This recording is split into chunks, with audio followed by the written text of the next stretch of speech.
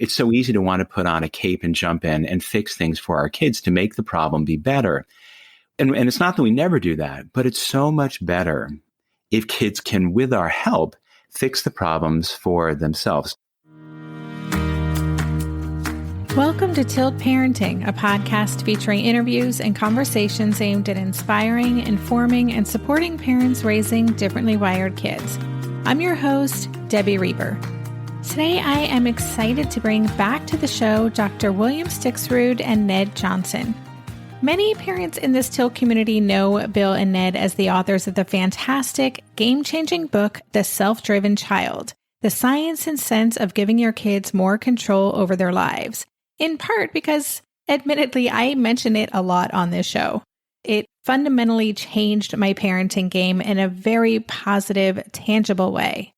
And now Bill and Ted have written a new book called What Do You Say? How to Talk with Kids to Build Motivation, Stress Tolerance, and a Happy Home, which, again, I just can't say enough good things about. As you can guess, their new book is packed with scripts, dialogues, mantras, and powerful specific language for parents stemming from the most common questions Bill and Ned get from parents, namely, what do you actually say to kids? This book covers everything from giving constructive feedback to handling anxiety, both ours and our kids, to talking about sleep, screens, and the pursuit of happiness, all based on Bill and Ned's core beliefs in autonomy, empathy, and connection. And what I love so much about this book is both Bill and Ned's compassionate approach to educating parents and that they draw on decades of experience working with and parenting kids just like ours. We cover so much ground in this conversation, more than I could possibly list here, but I will just say that this was definitely one of my favorite interviews I've done for this show. I had many aha moments both reading this book and talking with Bill and Ned, so I really hope you get a lot out of this episode. And as always, thank you so much for being a part of this Tilt Parenting revolution. If you want to stay in the loop about important news, new classes, and special live events, sign up at tiltparenting.com. Thank you so much, and now here is my conversation with Bill and Ned.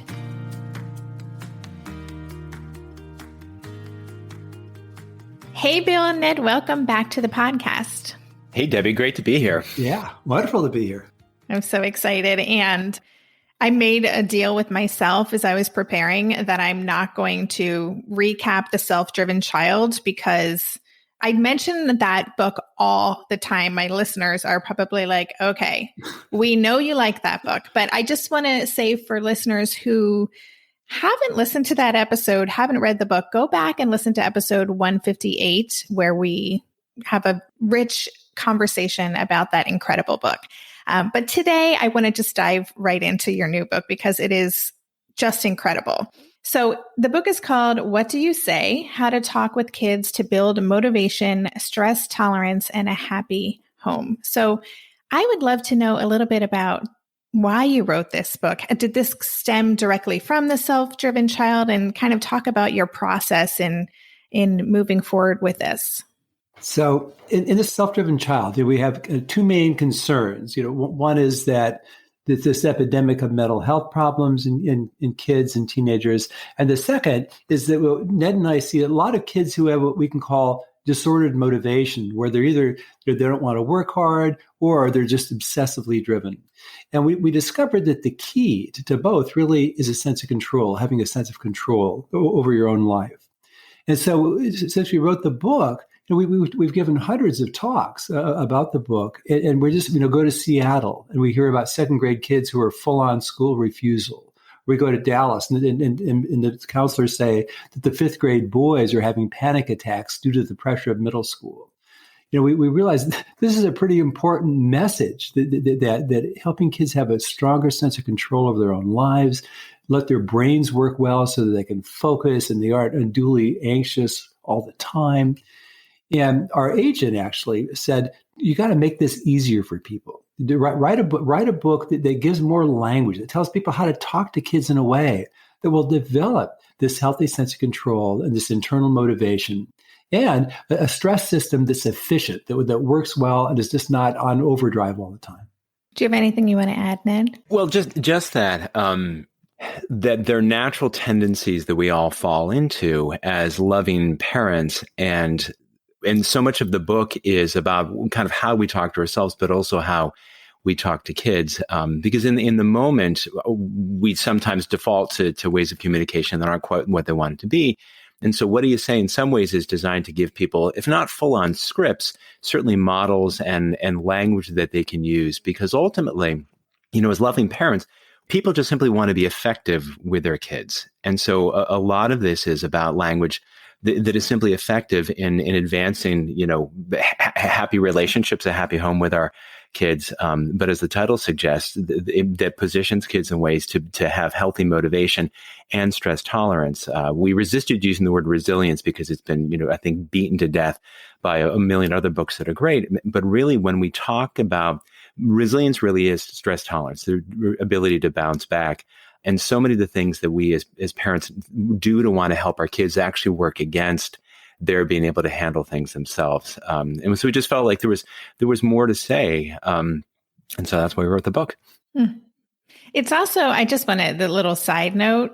It's so accessible. And I love you co-wrote it, and I've co-written a book with someone, and it can be tricky to get the voice and know how do you go back and forth. And you do that so seamlessly, but you also you share your personal stories, and it's just done in a really readable way. I felt like I know both of you, but I still felt like I was sitting down having a coffee with you and kind of talking through these concepts. So it's just really well done. And before we go into some of the specifics of the book, when you're writing a book, are you thinking of like an avatar? Like who is the parent? Is there kind of like a stereotypical reader for this book that you were thinking of as you were writing this? Well, for me, one of the things that we stumbled on is that parents, and we'll talk about this, parents, when their kids are having a hard time, we kind of fall into doing one of two things. We either try to fix things, try to solve the situation that's causing our kids distress, because we don't like to see our kids, struggle, or, we try to soothe them relentlessly to the degree that they don't learn to soothe themselves. And one of the things that occurred to us is it's the very parents who love their kids the most, who have sensitive kids, but who are also, as parents, sensitive to their own kids. And so we wanted to really acknowledge that so many of the things that we air quotes, do wrong with kids are really just born out of the fact that we love them enormously. We want to do everything we can to help. And so this book for me was really written in mind for all these loving parents who are having kids who are sometimes having a harder time than they wish. And we want to help parents help their kids, but do it in a way that's very sensitive and respectful and honors the fact that parents, even though when they get air quotes making mistakes, they're doing it out of love. And so we wanted this to be very conversational, as you say, Debbie, but also really, really gentle about the fact that all the things we do for our kids are because we love them. And I'll just say too that I'm always thinking about, in some ways, about the kids that Ned sees tons of, the kids who are from the really high achieving schools, these kind of very stressed out kind of kids, overachiever types, and the kids that I see, all of whom have ADHD or learning disabilities or autism, and challenge it and think about the stress related issues and the motivational issues with those kids. And also kids who don't have a lot of advantages, and where the connection for those families as well. I mean, in some ways, that we all have a human nervous system, and as babies, all we respond to is warmth and responsiveness, and so a lot of the stuff about communication really is about connecting and just using kind of psychology that applies to everybody. Yeah, and I do want to say that this is what I would consider a mainstream parenting book, but so many of the examples are of families with differently wired children. It feels really accessible again and inclusive of so many different types of experiences. And I think that's just really nice to see as someone who serves, the community that I serve. It's not always the case that we see ourselves reflected in the pages of a book. So love that. And I actually want to go deeper then into the human nervous system. You have a whole chapter on being a non-anxious presence in our children's lives, which I can imagine as you were working on this and, COVID and, anxiety for everyone has really gone through the roof. Can you talk a little bit more about that piece, why it's so important that we work on our own anxiety? Yeah, absolutely. I mean, partly because, I mean, just to think about it, that when I knew about this idea of a non-anxious presence for years. I learned it from a business consultant book. But then I thought about it as applied to parents. I mean, if you got a baby who's upset, it's a lot easier to soothe the baby if you stay calm. If you got a third grader who comes home and was the only kid in her friend group who didn't get invited to a birthday party, it's easier to really be helpful if you don't get upset too.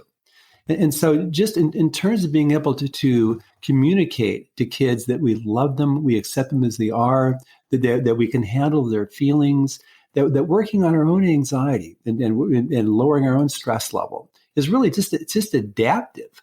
Ned sees a lot of kids who say, God, I just got a C in a test. I can't tell my parents. And the parents are more upset than the kid is. And we think that if we really want to be wise, responsive parents, that we can't be flipping out and getting angry and overreacting to things. We want to model that. It's not that we can't get angry at times. It's just that we want to move in that direction of being a non-anxious presence. We talk about the studies of rats, where rats have high licking and grooming mothers, who are very, very affectionate, and then low stress mothers. And even if you'd foster rats from low licking and grooming, high stress mothers to these high licking and grooming, they turn out to be basically California laid back rats that nurturing that warmth. I mean, when is there a time when we don't benefit from warmth and responsiveness? Yeah, and I would add to that, when our kids are stressed out, we as affectionate caregivers and parents, we'll be stressed out as well. And one of the things that from my perspective, and we talk about in the book, the two kind of traps that we fall into are either trying to solve the problem, trying to fix the problem for kids, or trying to say, it's okay, everybody gets their heart broken. 3 years from now, you won't care, everybody, blah, blah, blah. But as Bill points out, this can convey to kids that, that it's not okay that you have these hard feelings, that we can't handle them, or you can't handle them yourselves.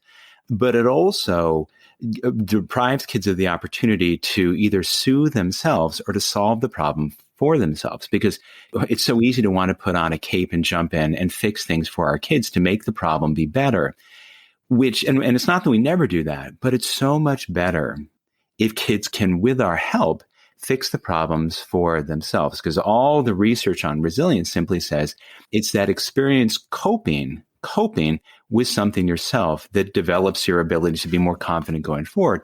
And even from a motivational perspective, we're all willing to take on a greater challenge, a greater threat, on the ball field, in the classroom, outside of the home, if we know if we get our butt kicked or have a terrible day, that we can retreat to home and have home be a safe base. But if I come home and I'm super upset and my parents are like, oh my gosh, and oh my golly, kids can feel like it's kind of not okay to have things not go well, which if the charge is too high at home, then they're naturally going to not stretch themselves as much outside of the home. And we know that to really develop a healthy response, we do better to have kind of high stress and then full recovery, not kind of a constant level of moderate level of stress. We don't want that. And from my perspective, I think if anything has shown us, the real world right now has enough stressors. We don't need to get that at home. Let's make home be as stress-free and as loving as possible. And from a happy home perspective, it's so much easier to enjoy our kids if we're not anxious ourselves. And I'll just add that we didn't really understand why being a consultant to your kid that we talk about in Self-Driven Child was so hard until we started lecturing about the book. We realized it's really because if your kid's doing something, you decide not to jump in and fix it, you have to sit on your hands and zip your lip. And there's nothing more stressful in this universe than experience that low sense of control. And we think in the second book, we try to address this idea that simply that trying to be helpful to your kid and not, as Ned said, not just put on a cape and solve their problems. We have to sit on our hands and we have to zip our lip. And that's stressful. because it feels like we're doing nothing. So what we try to give parents in the book is language that they can use to talk to themselves, in part, to manage that stress of where it feels like you're not doing nothing, where actually what you're really doing is doing the best possible thing for your kid. Mm-hmm. And that's really, what Tina Payne Bryson would talk about is co-regulating, right? You're being there with your kid, and helping manage their emotions, not by solving anything, but just kind of being with them. And of course, we also know that the way that people become emotionally close to one another is being together when they're dealing with stuff that's hard. And as Bill said, it's hard to sit there when our kids are having a hard time, and not jump in and want to solve it, but just be with them and say, boy, that seems really hard. Yeah, I'd be really upset if that happened to me. We'll be right back after this quick break.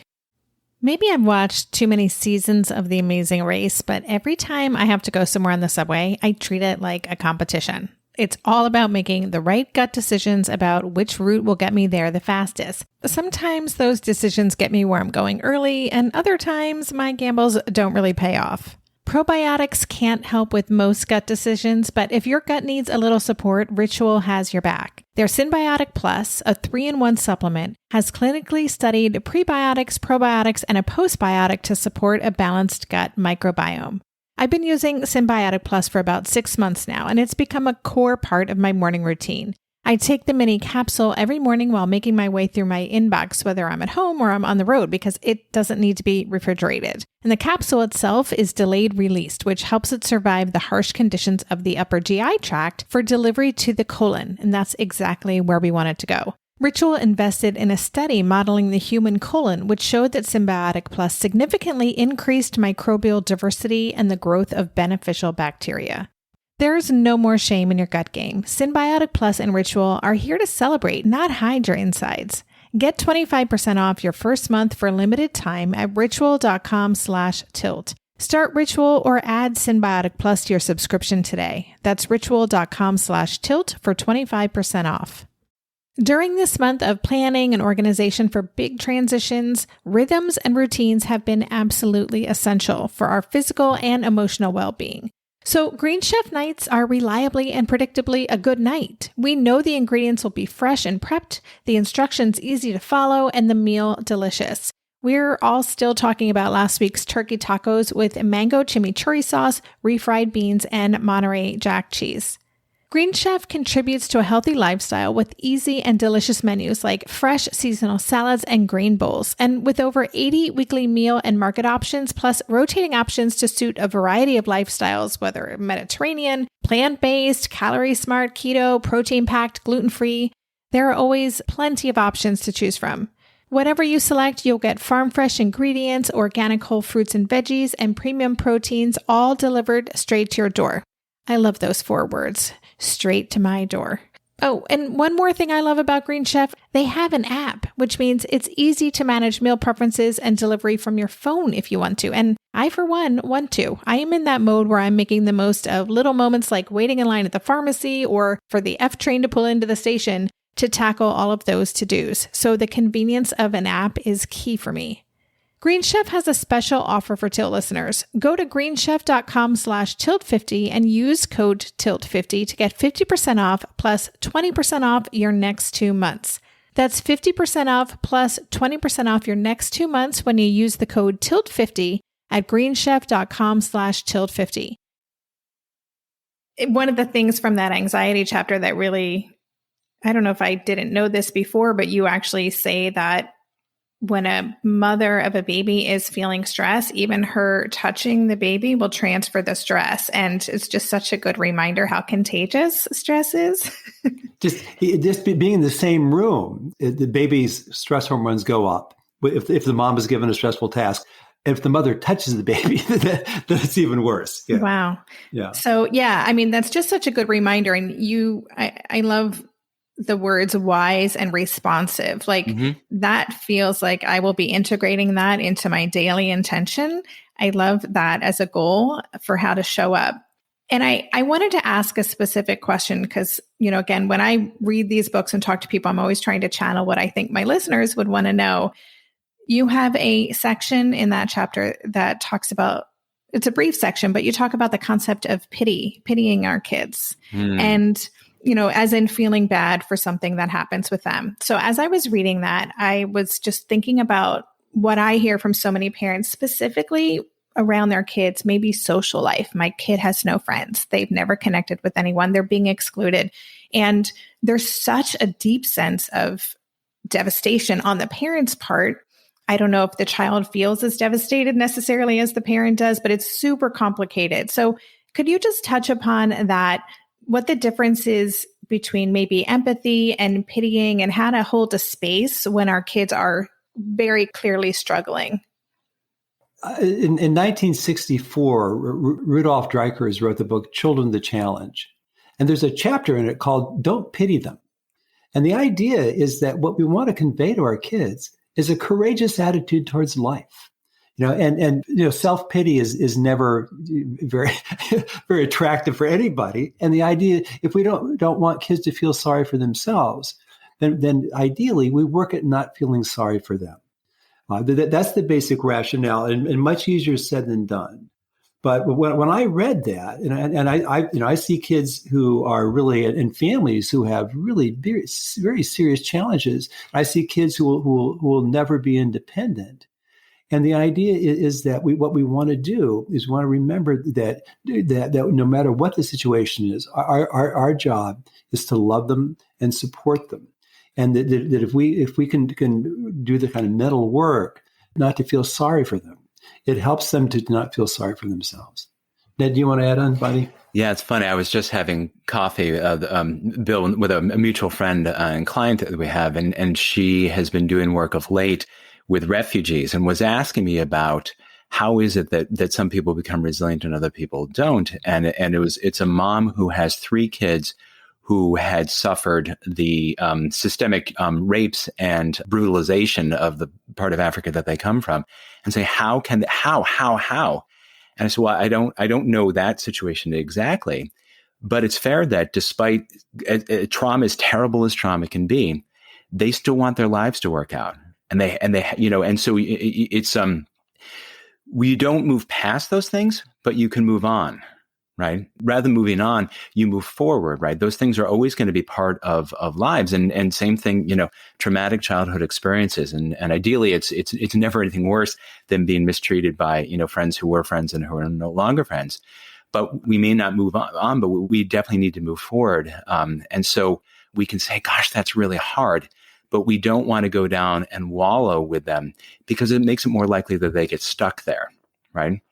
I mean, it's one of the things, research on, I'm thinking about Julie Lithcott-Haim's new book of Your Turn, how to be an adult, and talks about we want to, as adults, we want adulthood to look good, right? So as parents, right, we want to say that I can still be happy even though you're having a hard time, and I'm really sorry that the life is hard for you right now. But we don't help; it doesn't help them by our suffering more. Because we all are going to go through times that are hard. Nobody gets through life without things being difficult. And we want to say this is part of life, and we keep working and climbing towards the light. Yeah, there's a quote that really, again, stood out to me. This is what you could say to a child who may be wallowing a bit. This feels like a circle now. You say one thing and I counter with another. I love you. And if you're suffering, I want to do everything I can to help you. But I don't think this pattern helps either one of us. And I was like, yeah, that's a really lovely way to show empathy and not kind of jump into the pool, which I am guilty of doing often. Me too. Can you just talk about empathy then just a little bit more for parents who may feel like they are, by empathizing, are actually reinforcing a negative mindset or outlook? Well, so in many ways, empathy is just recognizing, I'd be really upset too if I didn't get invited to that party, right? I can understand why you're so frustrated because you worked so hard to make the team and you didn't make it. It makes all the sense in the world that you're upset because you feel like your teacher didn't, give you fair warning and you felt like you're surprised by the test. And so it doesn't mean that we agree with what they're feeling. It's simply saying that I can understand why that's hard. Yeah. In the book, we talk about this new SPACE program. It's an acronym. It's a program out of Yale for supporting parents who have anxious kids. And one of the things that parents are encouraged to do is to develop these supportive statements, which involves empathy and the expression of confidence. So you say to a kid, I know that you're really anxious about this, and I know that you're really upset about this, and I'm 100% confident you can handle it. And I think that that's in part what the difference between empathy and pity is. I'm pretty humble about knowing what's supposed to happen in somebody's life. So I mean, and I think that so I personally, in working with kids I work with, I assume that where they are is where they're supposed to be in this world, and I try to focus on how do we help them, how do we support them, and not feel that something is terribly wrong or that this is great tragedy, because I don't want kids to see themselves that way. Mm-hmm. Yeah. And as you're saying that, it reminds me again of the importance of us doing our own work, right? So that we don't get tangled up and get enmeshed in what's going on. It does require a bit of distance, which is easier when you're not the parent, right? To get kind of sucked into and really be able to hold that space. I have a student who just passed the test to become a lifeguard. And I was thinking about, what's it really like to be a lifeguard? And from, in movies, it's always a dramatic thing that the person dives into the water and pulls the person out. But as I understand it, the training is always, you do everything you can not to get in the water first. You try to throw them a life ring. You try to throw them a rope. You try to throw them right. And if you have to, you go in the water with them. But you put yourself in peril, and you're much less powerful if you're in the water with them than if you're on the shore. So true. Excellent point. I just want to say, Bill, because you mentioned the space that I actually have, this is the book you're referring, Breaking Free of Child Anxiety and OCD by Eli Lebowitz. And I actually am interviewing him next week. So his episode, I think, will be released about 2 weeks after this one. So listeners, check that out because you can learn more about that. He's wonderful. So Self-Driven Child really focuses a lot on, you've already mentioned this, the parent as a consultant. You do circle back to that in this book. And something that struck me, again, I'm hearing from so many parents whose kids are mentally checked out right now. As we're recording this, we're all like limping across the finish line of the school year. It's almost June. This episode is coming out in August. I don't know that things are going to change that much in terms of motivation over the summer. But you remind us many times, in a compassionate way, that when parents nag, their kids come to depend on it. And that, again, was one of my many underlining moments in this book. Can you talk more about that? What is nagging about schoolwork? What is that actually really doing? And why do we do it? Well, I think in part because it increases our sense of control. We're doing something. Even though if we think about it, does it motivate my kid? Well, not really, but at least eventually I make it unpleasant enough that he'll get it done. And I think that in my experience working with kids who don't get their schoolwork done or have trouble getting started on it, there's usually two explanations. They have ADHD, they can't make themselves focus, or they're anxious, and the major manifestation of anxiety is avoidance. And so in the self-driven child, we emphasize we want kids to be clear about who's responsible for what. And that's why we say to parents, tell your kid, I love you too much to fight with you about your homework. Because I want to be clear about that I want to support you in any way I can, but I don't want to take responsibility for something that's yours. And in many ways, that kind of nagging, it allows anxious kids not to have to think about, I better get started in my work, because they just wait till their parents nag and eventually they get it done. It allows them to avoid. And with kids who have ADHD, it just tends to piss them off. And eventually they may get started, or they may not. But it's certainly not a very effective technique. Ned, do you want to jump in? Oh, I'm just thinking about it. I had a student who graduated. Sidwell Friends, which here in DC is probably the most academically sort of intense place. And he was a straight A student, and the place doesn't give out A's like candy. And his parents had come to hear Bill and me talk about the self-driven child. And I asked him, as his parents came to the book talk, I said, had they read the book? He said, yeah. I said, has it made any difference for you? And he said, well, they've stopped asking me, shouldn't you be doing your homework? And I said, well, tell me more. He said, well, honest to gosh, the more, every time they'd say, shouldn't you be doing your homework? It simply made me not want to do my homework because he felt disrespected, because he was already getting his straight A's, right? And it lowered his sense of control. And exactly as Bill said, we do this because it makes us feel better, because it's so hard to sit there and do nothing. My son is a first-year student in college, and he is writing papers, his bête noire, right? It's hard for him to motivate to do these because he's ADHD. And watching him not write papers through high school was just painful. I mean, it was so hard. And I just had to keep telling myself, as Bill would say, whose problem is it? And so I would offer help. But at some point, I just have to say, you know what, I'm going to go for another walk. I'm going to go because I just can't, and now he's in college, and he still has some papers that are overdue. And I said, my hope is you get those done by next Saturday when we pick you up from college, but it's not my problem. And it takes every fiber in my being not to, schedule something with a writing center or jump in or nag him or whatever. But, he has the brain that he has, and he knows that we will help him in every possible way. That's been made abundantly clear.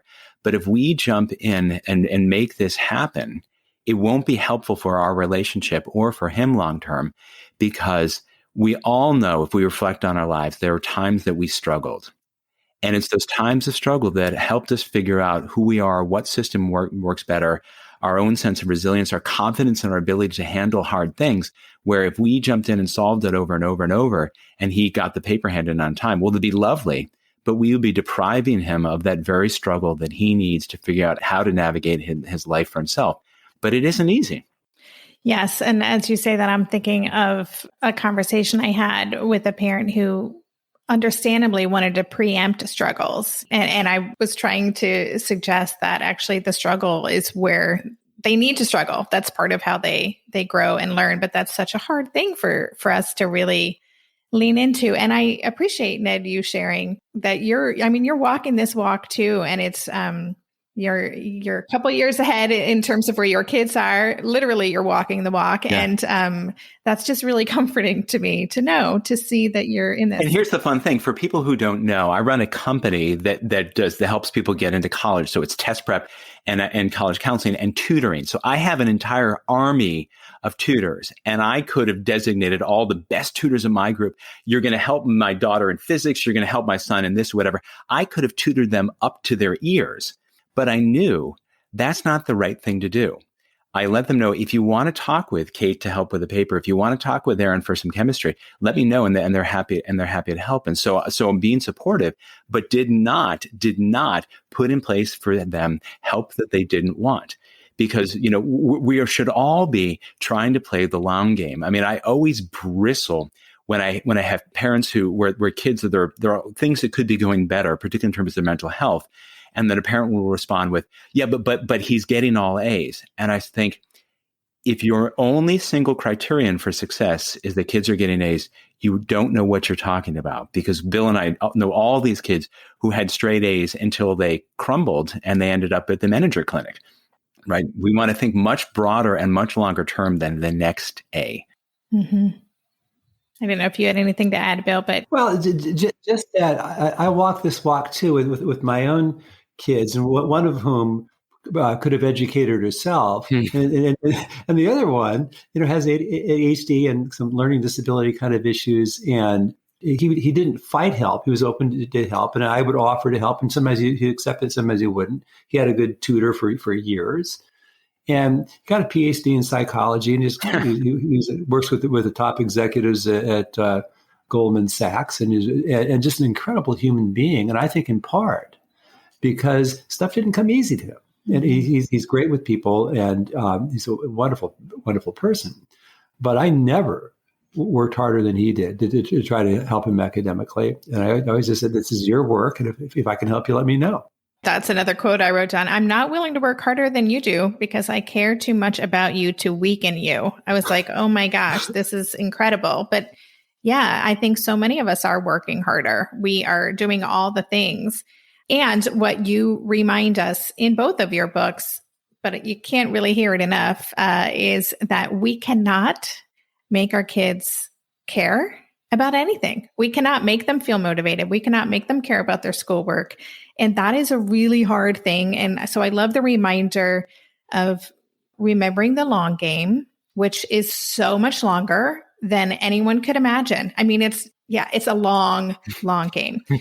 And I will just say that I think I highlighted the entire Parent as Consultant chapter because you have so many examples of language to use. And as I'm reading, I'm like, okay, the app needs to come next. Like there needs to be some way to be able to recall these things. So just so helpful. We'll be right back after this quick break. Hey there, it's Debbie. I love making this show and sharing conversations about how to support our awesome neurodivergent kids. I've seen how even one little insight from an interview can spark a big shift in daily life. But I know that raising complex kids can be messy and lonely. And just when we think we figured it out, something comes up that boots us right back to feeling overwhelmed and stuck. That's why I've poured everything into creating a way for parents like us navigating complex parenting journeys to join together and chart a path that feels positive, hopeful, and doable. It's the brand new Differently Wired Club experience. In the club, you'll get personal support from me and other seasoned parent coaches, 6 live calls every month where you can connect and get your personal questions answered, the opportunity to learn directly from authors and experts like I have on this show, monthly themes for getting specific and tactical, an exclusive private podcast feed, and the best, most generous community of parents. Seriously, these folks show up for themselves and each other, and that right there is really everything. Because it's a daily reminder that we're not alone. Our kids aren't broken, and we have totally got this. The recently rebooted Differently Wired Club is on a brand new platform with its very own iOS and Android app. It is such a great space. However you learn, whatever your style, no matter the ages, genders, and neurodivergent profile of your children, the Differently Wired Club can help you cultivate the positive shifts you're hoping for. Join us today by going to tiltparenting.com/club. That's tiltparenting.com/club. I hope to see you on the inside. Hey, are you a parent of a teenager? Are you feeling overwhelmed about how to be what they need while also holding limits and boundaries that keep them safe? Are you tired of conversations that negate how messy this season of parenting is? Well, I've got you. My name is Casey O'Rourke. I am a positive discipline trainer, parent coach, and the host of the Joyful Courage podcast. Every week, I come to you with an interview digging into tough topics with experts I trust and solo shows that go deep into the personal growth and mindset needed to raise teens in a way that grows them into confident, capable young people. I am not afraid of getting real about the intersection of conscious parenting and the teen years, while also bringing in vulnerability, humor, and lightness. I'm walking the path with you and honored to serve. Listen to Joyful Courage on Apple Podcasts, Spotify, or wherever you consume podcasts. I do want to just touch upon ADHD quickly, because you both have experience with that in your own lives. Certainly many, many listeners have kids who have ADHD. And it's tricky, right? Because, you talk about every time we ineffectually tell a child something, it weakens our ability to communicate with them. And a lot of these kids don't hear us the first time or the second time. And so I'm just wondering, how do you navigate that dance of a child who has attention issues and who may not be tuned in? What's that balance like of us not nagging them and not setting them up for failure? I'm sorry, that could be its own episode, but see what you can do. Well, when my son was in high school, and I never knew about his assignments or tests unless he told me, but I'd pick him up from baseball practice and he'd say, I got a test tomorrow, I got to study for it. And if I noticed he's kind of avoiding it, I'd say, do you want me to bug you about it? You want me to kind of remind you? And I said, how many times do you want me to remind you? So much of what we try to do is we try to get buy-in. So that we aren't just trying to, we don't want to just meet constantly with kids' resistance. The bottom line is that we offer help and we can build in structure as much as possible, but we don't try to force. And I think that, and certainly if you got a 4-year-old with wild ADHD who's out of control, then you work on behavior modification to kind of get some control so you can live with the kid. But then you focus on, as they get older, you focus on this autonomy piece. This is their life and supporting them in figuring out their own life and how to make it work. And we want kids to have all the help that they need. We just don't want them to spend all their energy to resisting other people's attempts to try to get them to do stuff. It's just a crappy use of their energy. We spent some time talking about a guy named Ron McGinn, who's this kind of guru on relationships, and talks about how we make deposits kind of in a healthy relationship by showing care and respect. And I know a lot of parents will say, well, I care enormously. That's why I'm on him all the time to get him to do this stuff, because I can't watch him fail. I mean, I love him too much to let that happen. But it misses the respect part, particularly as kids become adolescents. So I have this boy I'm working with right now who's a junior in high school, who, I mean, one of the most ADHD kids I've ever met. My wife overhears us on Zoom. She's like, how old is he? Sounds like he's 12. I'm like, yeah, that's about where his prefrontal cortex is. And he has an army of tutors working with him, and he'll get 100 on one quiz and then flunk the next two. And from the earliest, so I'm doing this test prep stuff with him. I really took this perspective of, I know that this stuff is hard for you, and here's what I'd like to suggest, right? And very much, I'm a consultant. I'm not going to work hard with you, respect, because I think he feels really disrespected by a lot of the other people in his life. And it was a real leap of faith for me, because I didn't really know how this was going to work out. But I was working on the assumption that the most important thing of this outcome is not what I could teach him about grammar or math, is how hard was he going to work when he got to this actual test? Because he's about as Jekyll and Hyde as you get. Which kid was going to show up? And that's all that I was playing for. And I got an email from his mom yesterday who's like, basically, how the hell did this happen? How did he get the score? We're all going out for ice cream kind of stuff. And I'm like, oh, thank God. Right. But the second thing was, these kids are hard. And part of it is, when I was really trying to talk with him, there was a great thing years ago about Bill Clinton and some speech he was giving for the DNC.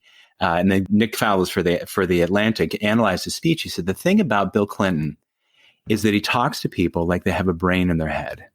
And so rather than words, I would pause, make sure, this kid was looking up from a computer. So this is kind of important. And you'd pause and make sure I had his attention. And then he'd go on it. And then when I talked too many words and I can see him going and off someplace else, I wouldn't do this to him, because he's not trying to be inattentive. He's got the brain that he has. And he's like a 12-year-old in a 17-year-old's body. And it's just going to take a while. And so I know that he's not trying to be disrespectful for me, and I'm not going to respond by treating him like he's 12. I try to be as respectful as I possibly can. And it's hard.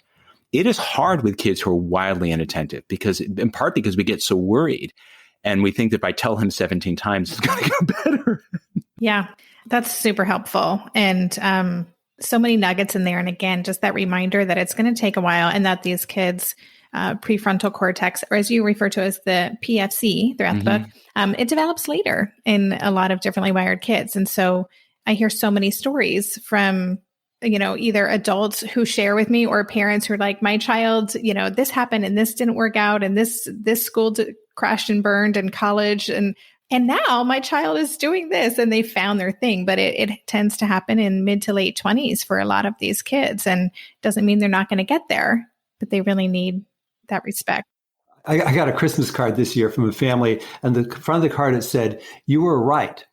And I opened it up, and it had the picture of these three adults and their spouses. And I tested all three followed them for years, starting from probably the early to mid 90s, and I hadn't seen any of them for 10 years.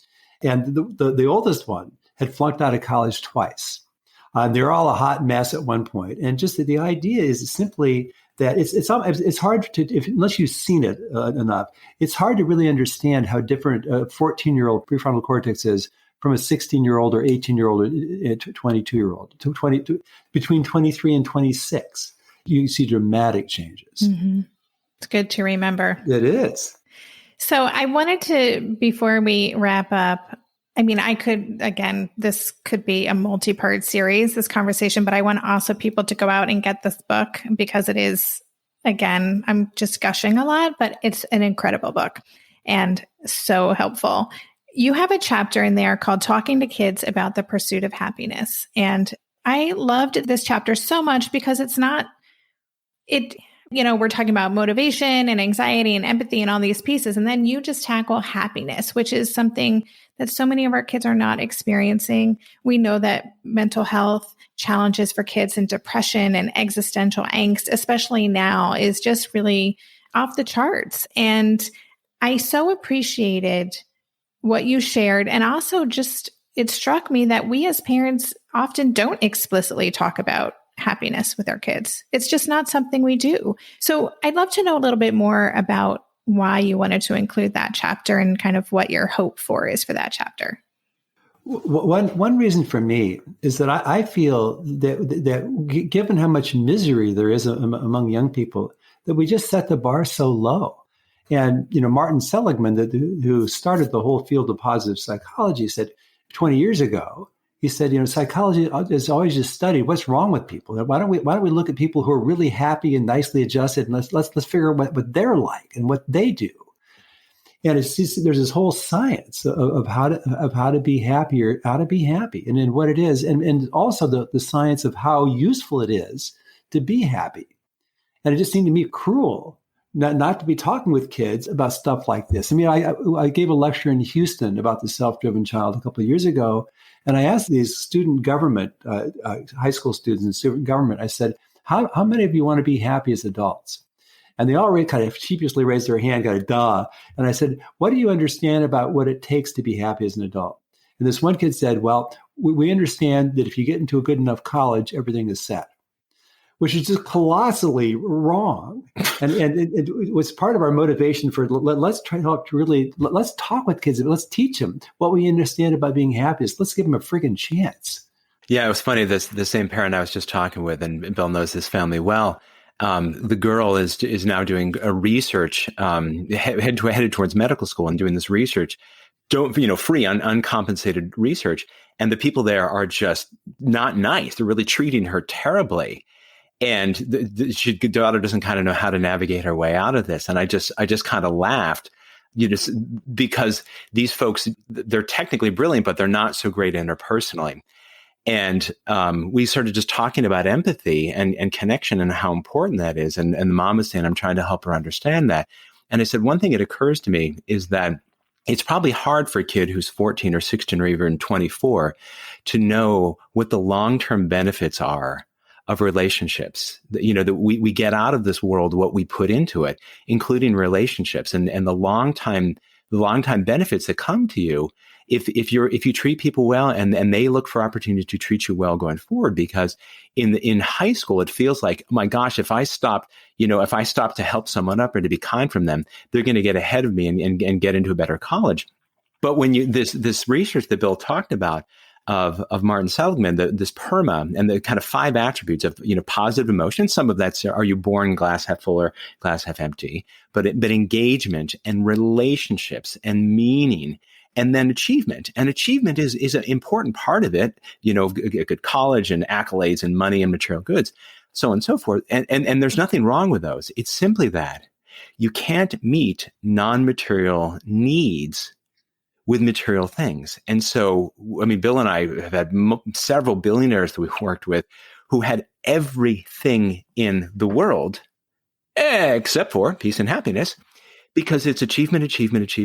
And think what that must feel like to kill yourself to achieve everything you think, and you're still not happy.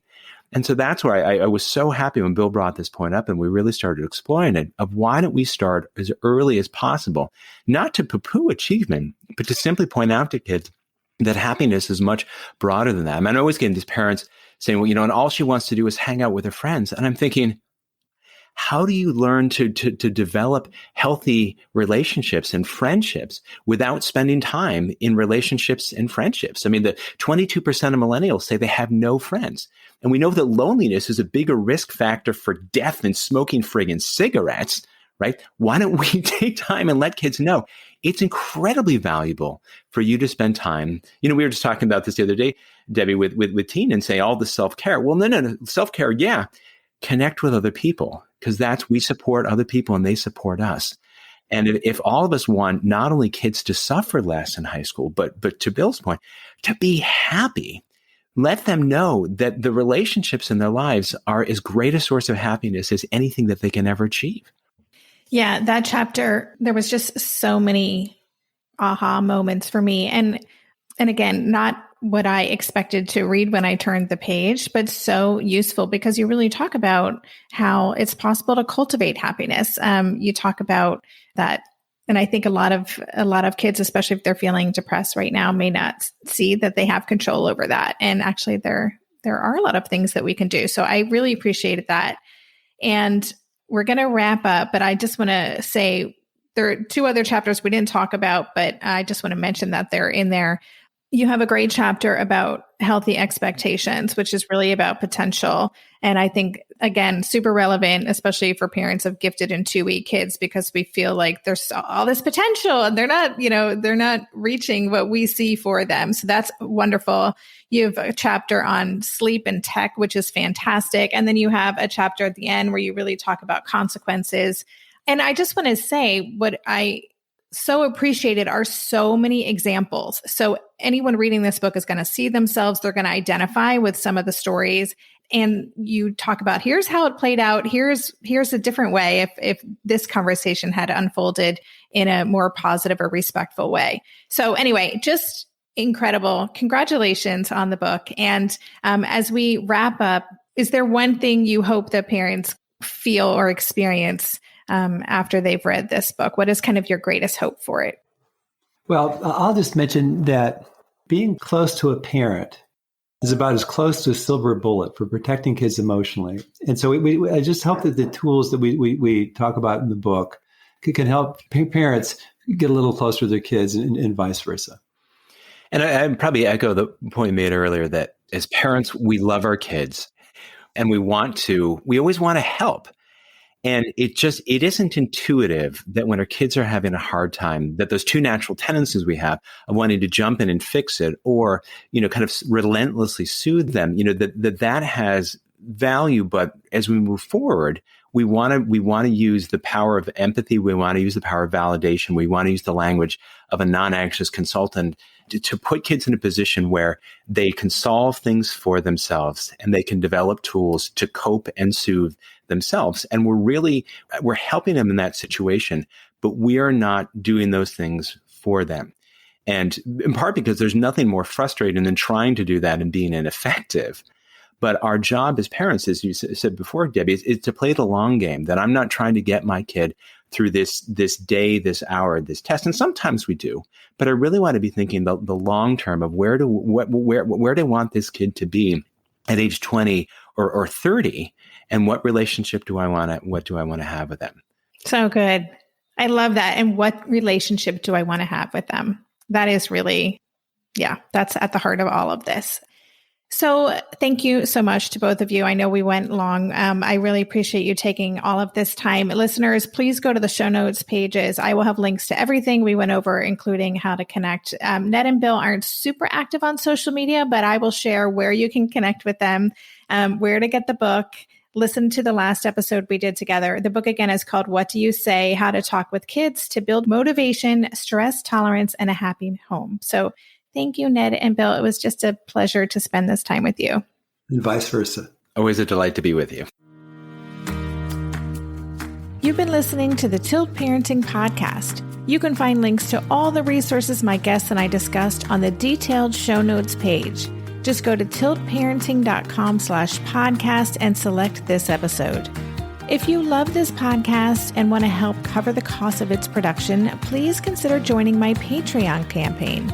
For as little as $2 a month, you can help cover the cost of the hosting platform, editing, production, and more. Just go to patreon.com/tiltparenting to learn more. Lastly, please help this podcast stay visible and easily found by subscribing and leaving a rating or review on Apple Podcasts. Thanks so much for considering. And that's all for this week. Stay safe, stay well, and take good care. And for more information on Tilt Parenting, visit www.tiltparenting.com.